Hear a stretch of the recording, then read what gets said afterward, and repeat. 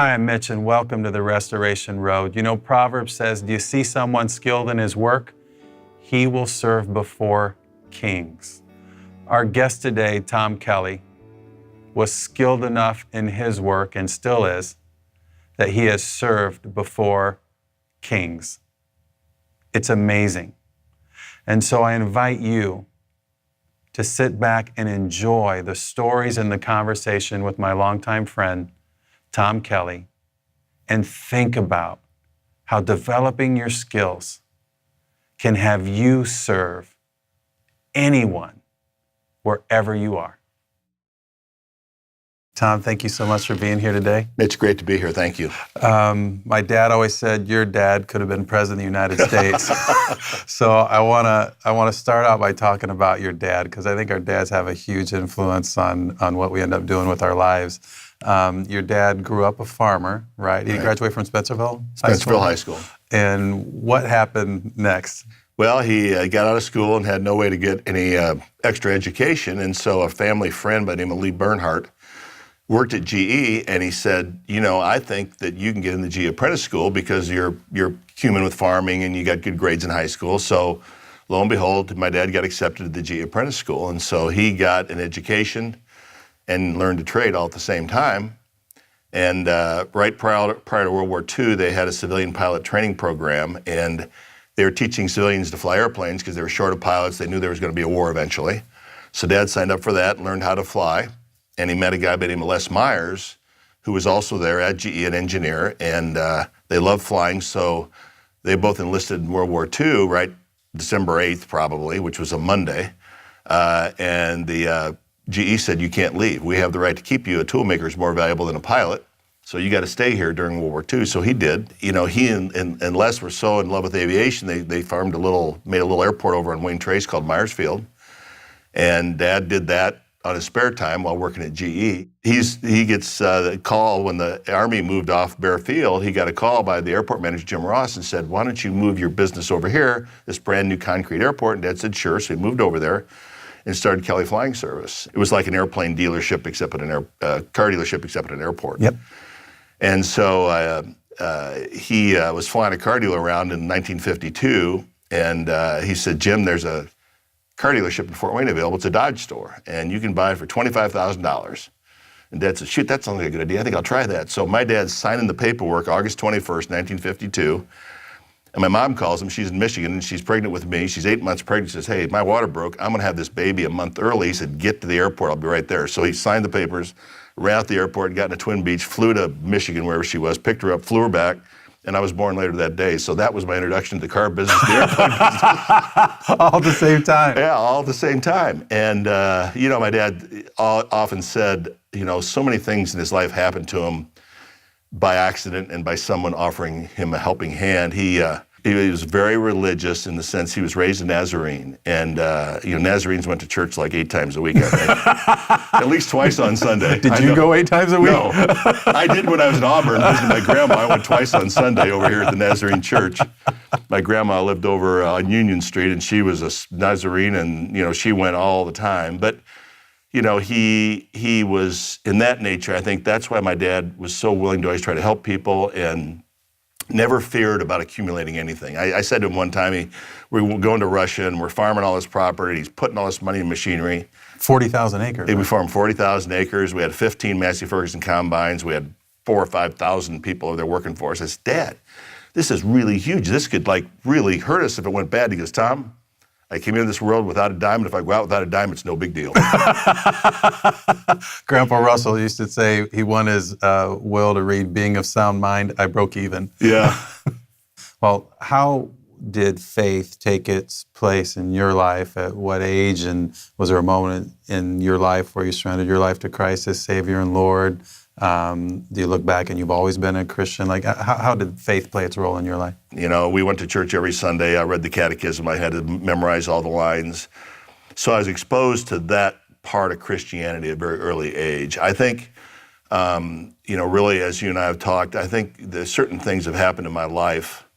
When my first wife and I got divorced, it was a tough time. Russell Moore and I were very close friends. Russell was at Blackhawk Baptist at the time. And so I said, Russell, I need to come see somebody and help me get through this divorce and what was going on. And Russell and I would meet a couple times a week and really deepened my faith, where rather than being, I would say, a real convenient Christian, I did everything I was supposed to do, but had never really sat down and just tore my soul open and put it back together. And Russell helped me do that. And I think that was the first step where I really, said, God, you're in charge. I can't, as much as I want to be in charge of my life, I realize I'm not. Wow. And so that really helped. And I married Patty almost 18 years ago. Best thing that ever happened to me. It's just that whole experience of cleansing my soul and starting over and realizing that being single and dating women 20 years older, younger than I was at the time wasn't what I should do with my life, And so we go to the chapel. Patty's Catholic. My son and daughter-in-law are Catholic, so sometimes we'll go to the Catholic church. But it's just a whole deeper meaning to me. And then, of course, we had the financial crisis in 08, 09. I realized that no matter how much stuff you have at that point, it can be taken away from you in a blink of an eye, and it almost was. Patty and I prayed a lot, and about the time that we were ready to have to just sell stuff and be done with the car business, Keith Bussey had talked to me one day at Sycamore, and Keith, my dad was one of the first board members on Steel Dynamics board, and Keith, just offhanded one day said, "Hey, I know you're going through a tough time. If you need some help, call me." Well, a lot of people say that. You call him and he'll call you back, and you never get the call back, right? So he asked me about a month or two later, and I said, "Well, I'm struggling to get a deal put together." He said, "Hang it." I said, "Call me, come over and see me." So I went over and saw Keith. I said, "Keith, here's the deal. We need to restructure the company. We need to change our floor plan, which is about $50 million worth somewhere." And he said, "Okay, I'll do it." Those numbers didn't scare him. I said, "Well, he said, put an agreement together. I'll do it. I'll help you." So I remember it was like April 4th or 5th of 2010. And he called Wells Fargo and said, "I want you to do this deal. We need to borrow $50 million to pay for all this new car inventory we have sitting here and some other stuff." And Wells Fargo said, "Well, that's going to take about 6 months. You're a brand new company." He says, No, I need it like next Friday. And they said, "Well, Keith, you just got to guarantee it with your stock." He says, "I'll do it. Fine, do it. Whatever I do to help Tom, I'll do it." And so there's no doubt in my mind that God put him in my life at that point to save it. Now we own a lot of the business back. Keith made me that option. We've been into the deal now almost 7 years. But I swear that God had a hand in putting him at that spot, at that time, at that moment, to save our 600 employees' jobs and the Kelley dealerships. And, another moment where I think prayer played a very, very strong part in God matching us together and making the deal work. Absolutely. I guess while we're at it, on God doing miracles in your life, we got to talk about your was it your second shoulder surgery? I had the left shoulder replaced. It was fine. 90 days I'm playing golf. Everything's great. And we did the right shoulder, and it's due to called osteoarthritis. It's just a premature wearing out of the cartilage in all your joints. And so nothing you can do, so you have to have it replaced. And we did it here in Fort Wayne. It was great. And the right shoulder never seemed to work right. And it hurt, and I didn't have the motion. And Steve Wright, my doctor, said, it might have this low-grade infection that you get that attacks the metal and loosens it. And once it gets loose, it ain't going to work. But they never could find it. They cultured it. They never could find it. So he said, "You're going to go to Mayo. You're going to see Dr. John Sperling. He's the best in the world at doing a revision of a replacement." I go up there. They do the revision. They check for the infection. Don't have it before the surgery. During the surgery, he takes another culture where he thought it might be if it's there. Sends me home. Calls me 4 days later and said, "You've got the infection. Go to the ER." So I start a regimen of twice a day of a IV antibiotic called vancomycin. And 4 weeks into it, 3.5 weeks into it, I get this rash on my body. It starts, and Patty and I go to the ER, and they go, "We're not sure what it is." And so they send me home. I go back the next day. It's worse. And I think Tina Wilson was my doctor, infectious disease doctor, and she's in there with a bunch of people. And she says, "You've got Stevens-Johnson syndrome," which is a reaction to multiple things. But Stevens-Johnson syndrome is where your body ends up shedding your whole layer of your outer skin. It's like third-degree burns over your whole body. And so Brian Bauer at Lutheran ran me right over to St. Joe. Dr. Yoon, Brian Yoon, was there. He met me at the doors. I'm on a stretcher, of course. He has 11 IVs in my arm, and it's getting worse and worse. And so I remember, I'm on morphine and a bunch of stuff. And I remember one night he said, we'll know in the next day or so whether he's going to get a full-blown case of this, in which case he might not make it or he might not get it. So the next morning he came over and he goes, Tom, you're in remission. And I mean, this is 6-7 days into this stay. And I had thousands of people praying for me. Gonna make me cry. Brian Lytle's wife, Marie, brought some holy water over and put on my forehead. I remember that. And it's just like God said, I don't need to buy a new car from you, Tom, right now, so I'm going to save you. He'd had a new Escalade, Mitch, I promise. I hadn't made it up there. But so, I mean, there is no doubt in my mind, Mitchell, that there was a miracle performed on my behalf, that he touched the doctors to do the right things, that he touched me to give me the strength to make it through, that I didn't go into full-blown. I mean, I've still got some scars in my body in some places where it did blister. But, I mean, at that moment in time, you're not in control. I mean, God's in control, and he has a plan. And, if he doesn't fix me or heal me at the time, that doesn't mean he doesn't love me. It's just that that's not his plan at the moment, right? So very fortunate. I think it was a miracle. I think God, intervened and gave the surgeon, the doctor's wisdom and helped me get through it. That's powerful. Sorry that I'm tearing up a little bit here. But. No, God's miracles are powerful. You're, at least maybe at one time, you were one of the best golfers in the country. You went to IU. Yeah, I did. And is that where you really picked up your golf game? You started golfing with Bobby Knight too, didn't you? Yeah, I actually, I started playing well, at 12 or 13 or 14. And actually ended up going to Wake Forest for my freshman year in college. And there were some great golfers. Lanny Watkins was there, a lot of great golfers. And I called my dad after my first year there, and I said, the odds of me beating Lanny Watkins out of a spot are pretty slim. And the coach at IU had offered me a scholarship, and I liked IU, and I said, can I transfer back to IU? And he said, sure. So I called the golf coach. He said, come on back. And I sat out my sophomore year because I transferred, and then my junior year we had a great year, and then my senior year we won the Big Ten. And we finished 6th in the NCAA championships, which is as good as IU's ever done for a bunch of, middle America kids. Had some Canadians on the team. And then I had some success afterwards playing U.S. amateurs and British amateurs and stuff like that, and really had a lot of fun and I've had the chance to, play golf with presidents, Bobby Knight, Jack Nicklaus. You let Dan Quayle win, you said? I had to let Dan Quayle win. When he was vice president. He was. But he was my partner lots of times. So played a lot of golf with Dan. But probably one of the coolest things I ever did, in 1992, George Bush called me on Valentine's Day night. It was a Tuesday night.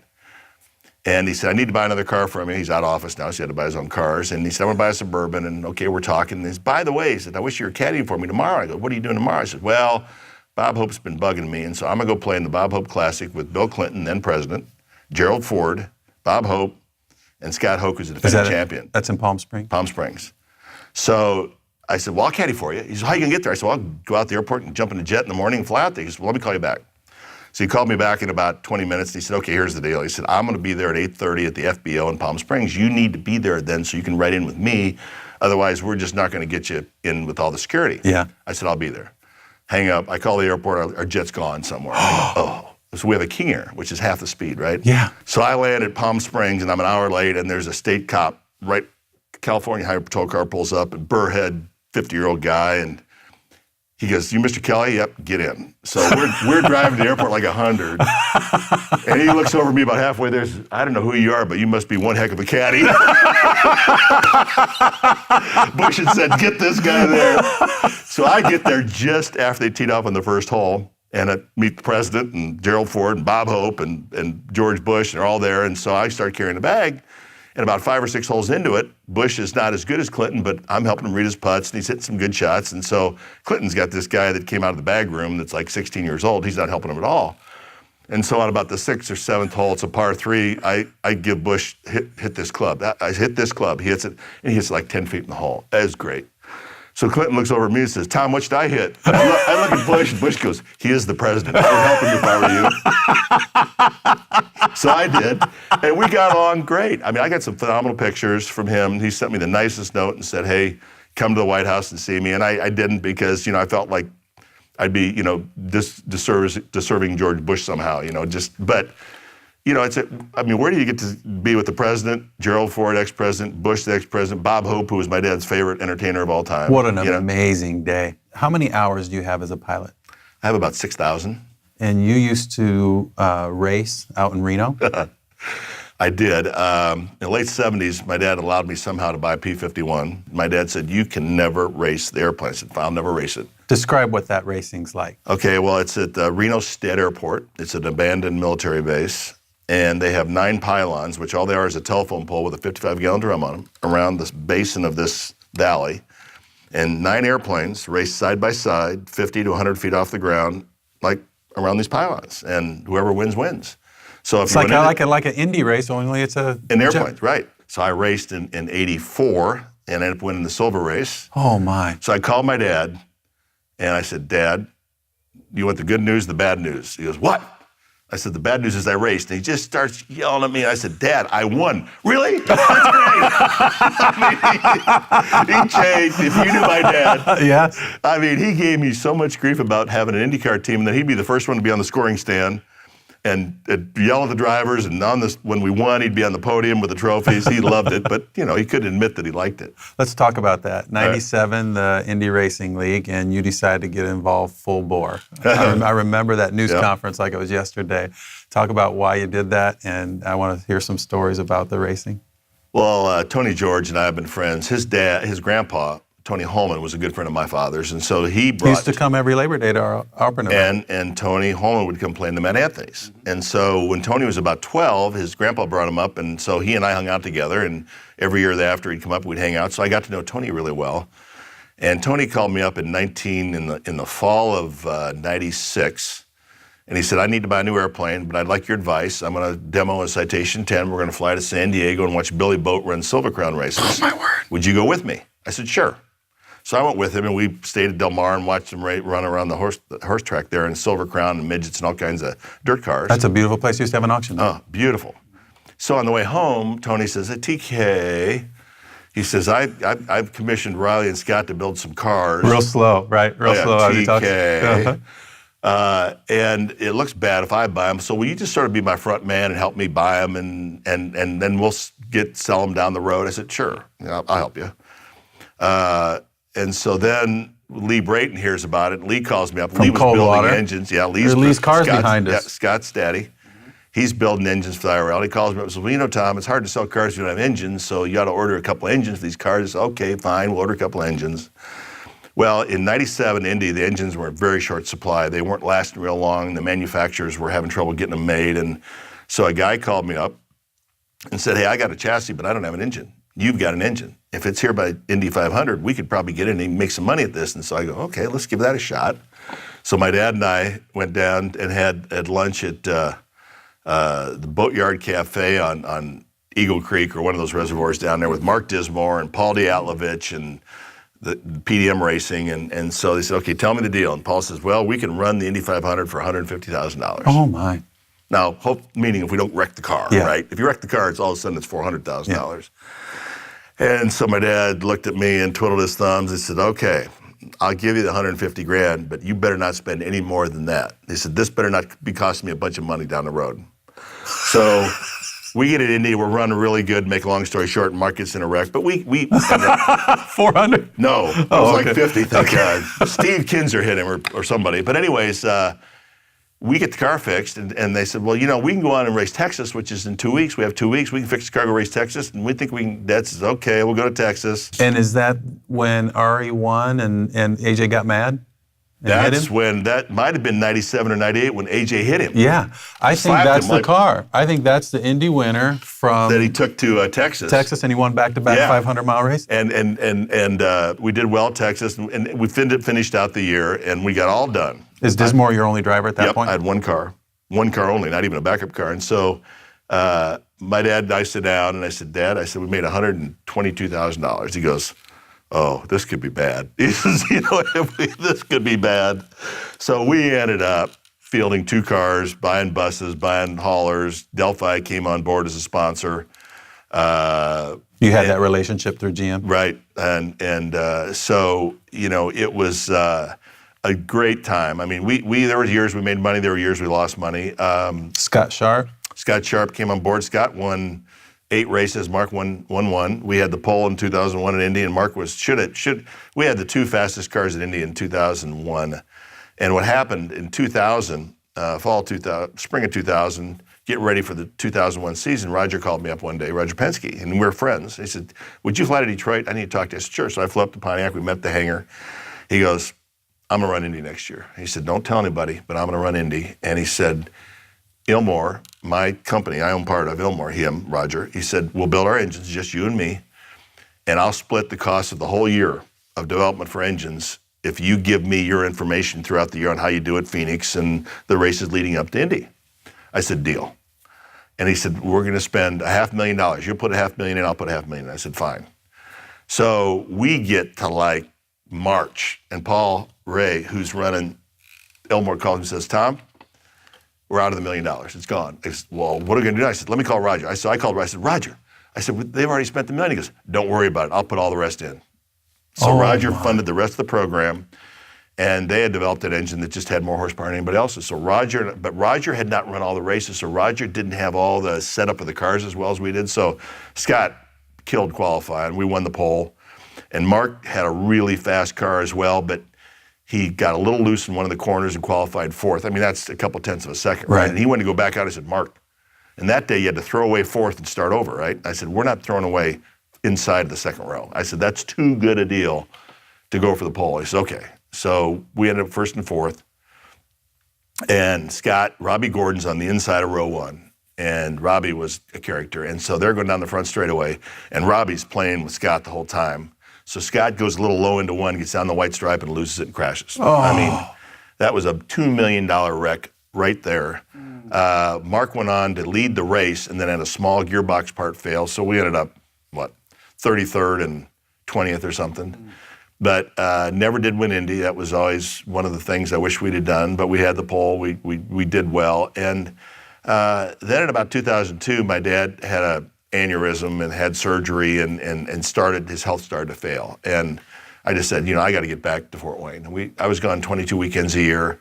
He was running the Chevy store. He was running a bunch of our businesses. And I said, I got to start running these stores and pick up the pieces. So Tony George came to me and said, Tom, if you want to get out, I'll buy your team. You got in, you did me a favor. So Tony bought Kelley Racing and ran starting in 05. But it was a fun 8 or 9 years. I met tens of thousands of people. Went to Japan, won the first IndyCar race in Japan. So at Motegi. So we had a lot of cool experiences, met a lot of neat people, but time to move on to something else. I love how you can reflect on all of it and you see how God is in control, He's part of it, and how His grace and His mercy is what gives you this life and these abilities to do the great things you've always done. You're a tremendous leader in our community. You are one of the most generous people I've ever been around. I'd love for you to just describe where that generosity comes from. It came from my dad. I remember I was 21 and a half, barely out of college, or 22 maybe, and it was maybe September. I'd been working for my dad a month. I started in August of 74, and this is maybe September, October. And I'm a salesman on the showroom floor, and he's in his office, and this customer came in, and I need to see your dad. I said, fine. So we go in his office, and this lady complained their car hadn't been fixed right, and I knew that she couldn't afford the bill and didn't want to pay the bill, and so he just says, hey, no problem, don't worry about it. And she left. I said, Dad, the car was fixed fine. He goes, Tom, if she doesn't have the money and she came in here and was that desperate she needed to see me, I'm not going to make her pay her bill. And I go, wow. And he had much better than I could. He opened his arms to anybody, anywhere. And he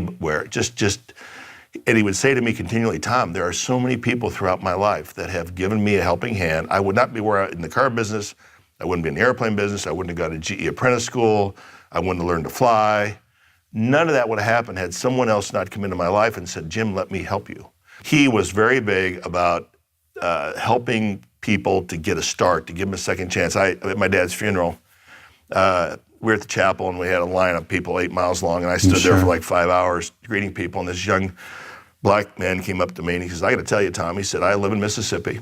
I worked for your dad as a lot porter or something. I got in trouble. And it didn't say what he did, but he said, your dad bailed me out. He said, look, you come work for me straighten your life up, and I'll stand right beside you. And he said, now I've got 3 kids, I got a great job and a wife. And he said, I had to fly up here from Mississippi to tell you that your dad saved my life. And so that just, man, that had such an impact. And I'm crying again, I apologize.